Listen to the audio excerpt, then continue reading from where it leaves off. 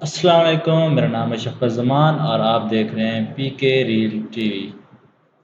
तो आज हमारी पहली वीडियो है यूट्यूब पे। आप दोस्तों से गुजारिश है कि हमारे चैनल को सब्सक्राइब करें, हमारे चैनल का बेल आइकन दबाएं ताकि आपको वीडियो हमारी मिलती रहे।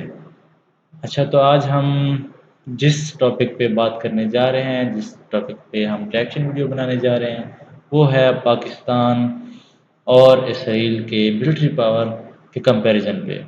तो देखते हैं इस वीडियो में। तमाम देखने और सुनने वालों को अस्सलाम वालेकुम। प्यारे दोस्तों, आज हम देखेंगे कि 2024 में इसराइल और पाकिस्तान की फौजी सलाहियत का क्या हाल है। दोनों ममालिक कैसे एक दूसरे से मुख्तलिफ हैं। अगर कभी इनके दरमियान कोई जंग होती है तो इसका नतीजा क्या हो सकता है। वीडियो शुरू करने से पहले अगर आप हमारे चैनल पर नए हैं तो बराए करम चैनल को सब्सक्राइब करें और बेल के आइकॉन को दबा लें ताकि आपको हमारी वीडियोस के नोटिफिकेशन मिलते रहें। शुक्रिया। प्यारे दोस्तों, सबसे पहले बात करेंगे इसराइल की तारीख की। अच्छा, तो भाई ये वीडियो जो है पाक डिफेंस चैनल पे है, जिनका सारा क्रेडिट उन्हीं को जाता है। तो हम सिर्फ जो है इसके ऊपर रिव्यू, तो आपकी मेहरबानी होगी इनको भी सब्सक्राइब करें और हमारे चैनल को भी सब्सक्राइब करें। Thank you. देखते हैं वीडियो में कंपैरिजन।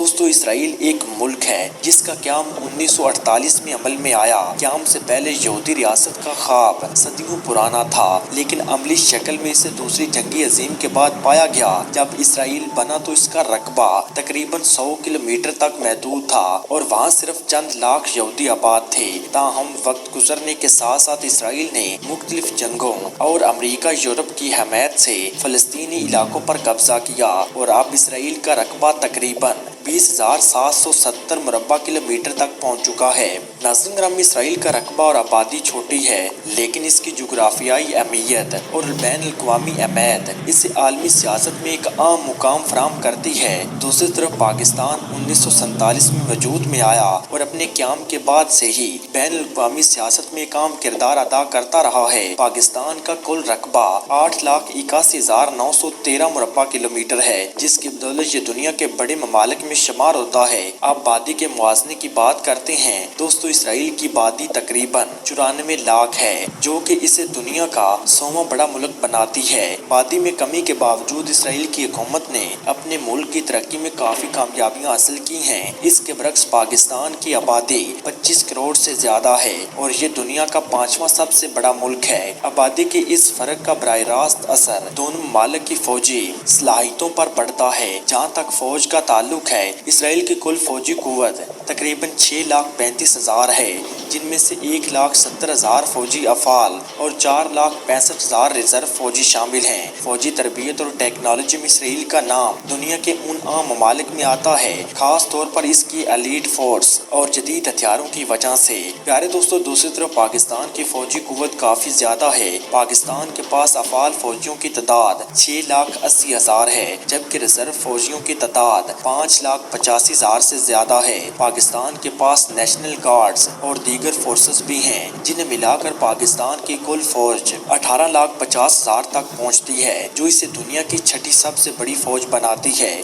बात करते हैं एटमी ताकत की, जो कि एक आम और एहसास मौजू है। इसराइल ने कभी भी अपने एटमी हथियारों के बारे में खुलकर बात नहीं की, लेकिन माहिरीन का मानना है कि इसराइल के पास तकरीबन 80 एटमी हथियार मौजूद हैं। ये तादाद किसी भी मुल्क के लिए खतरनाक हो सकती है और इसराइल की एटमी सलाहियत इसे खित्ते में एक बड़ा खिलाड़ी बनाती है। इसके बरक्स पाकिस्तान ने बाज़ाब्ता तौर पर 1998 में अपना पहला एटमी धमाका करके दुनिया को अपनी एटमी सलाहियत दिखा दी थी। आज पाकिस्तान के पास 165 से 100 नवाज शरीफ के दौर में जो है 1998 में 5 एटमी धमाके किए गए थे।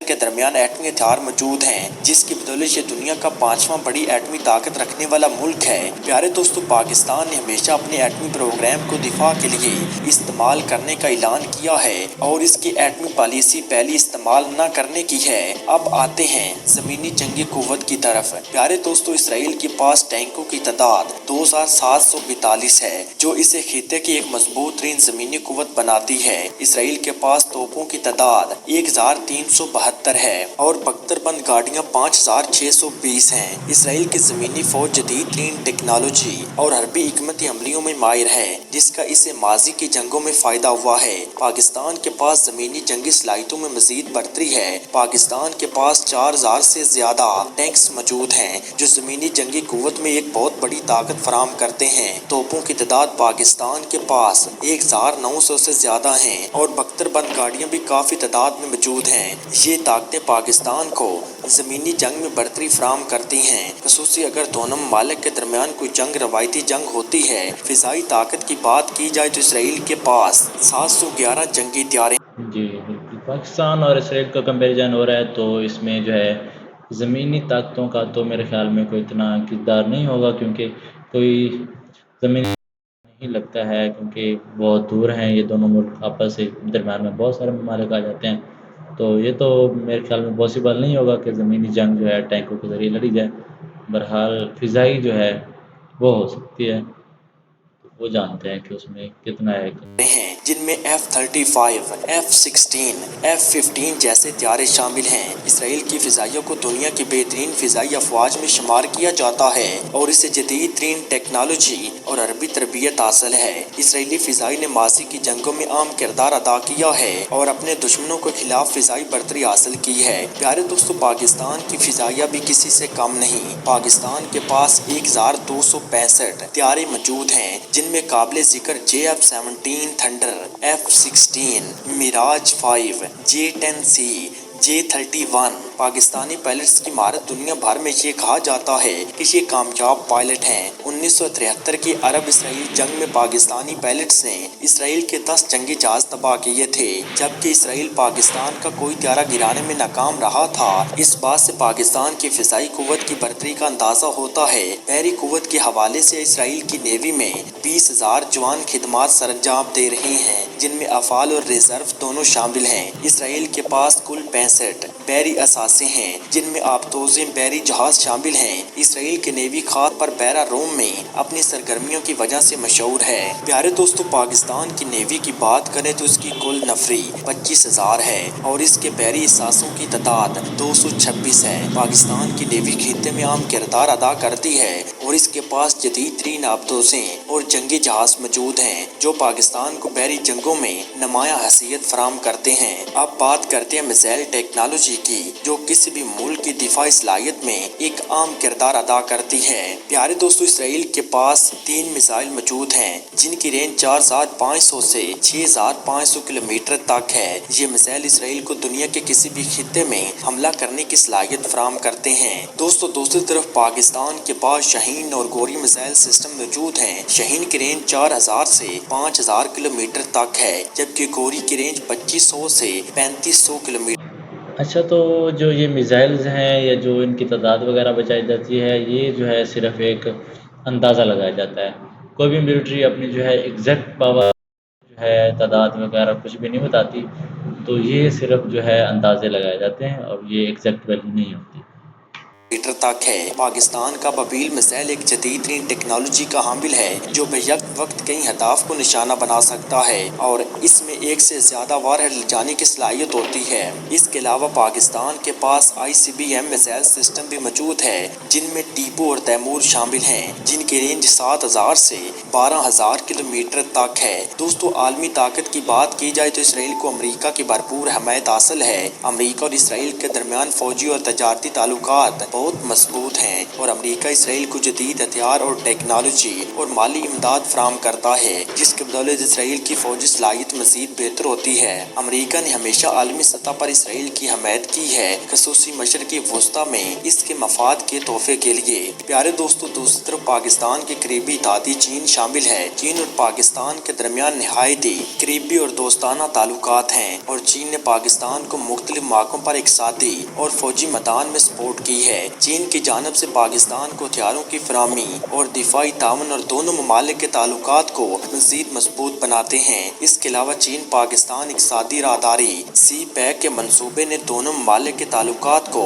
اور بھی گہرا کیا ہے۔ یہ منصوبہ پاکستان کی اقتصادی ترقی اور دفاعی صلاحیتوں کو بہتر کرنے میں اہم کردار ادا کرتا ہے۔ اب سوال یہ پیدا ہوتا ہے کہ اگر اسرائیل اور پاکستان کے درمیان کوئی جنگ ہو تو اس کا نتیجہ کیا ہوگا؟ سوال نہایت ہی پیچیدہ ہے۔ اس کا جواب دینا آسان نہیں، کیونکہ جنگ کے دوران کئی زیادہ نقصان ہوتا ہے جس کا اندازہ لگانا مشکل ہوتا ہے۔ پہلا عام نقطہ یہ ہے کہ دونوں ممالک کی جغرافیائی صورتحال بہت مختلف ہے۔ اسرائیل مشرقی وسطی میں ہے جبکہ پاکستان جنوبی ایشیا میں واقع ہے۔ دونوں ممالک کے درمیان کوئی براہ راست سرحد نہیں ہے، لہٰذا ایک روایتی زمینی جنگ کا امکان بہت کم ہے۔ اس کے علاوہ جی تو میں یہی بتا رہا تھا کہ ان کی سردیں نہیں لگتی پاکستان اور اسرائیل کی، تو ان کی جو ہے زمینی جنگ پاسبل نہیں ہے۔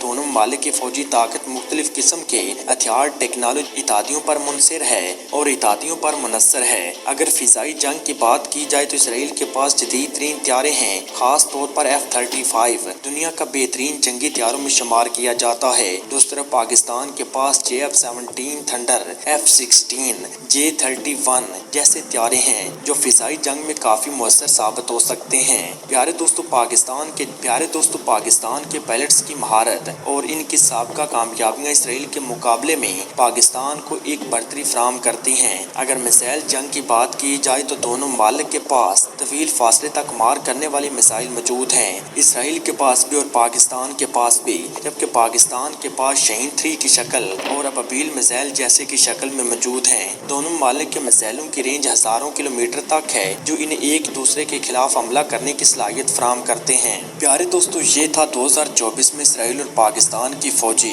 اور معاشی طاقت کا تقابلی جائزہ۔ دونوں ممالک اپنے اپنے علاقوں میں عام اور مضبوط ملک ہیں اور ان کے اتحادیوں کی مدد سے یہ اپنی طاقت کو مزید بڑھا رہے ہیں۔ تاہم ہمیں یہ یاد رکھنا چاہیے کہ جنگیں کبھی بھی مسائل کا حل نہیں ہوتی۔ ہم دعا کرتے ہیں کہ پاکستان ہمیشہ ترقی کی راہ پر گامزن رہے اور ہمیں کبھی کسی جنگ کا سامنا نہ کرنا پڑے۔ اگر آپ کو یہ ویڈیو پسند آئی ہو تو اسے لائک۔ آمین۔ اچھا جی، بات یہی ہے کہ پاکستان اور اسرائیل کا جو جنگی مقابلہ ہے، پاکستان ایک معاشی لحاظ سے ایک چھوٹا ملک ہے، بہرحال اس کی جو جنگی صلاحیتیں ہیں، اس کی فوجی طاقت ہے، اس کی میزائل پاور ہے، اس کی ایٹمی ہتھیار ہیں، جو بھی ہے وہ سب جو ہے اسرائیل کے مقابلے میں زیادہ اور زیادہ پاورفل اور خطرناک ہے۔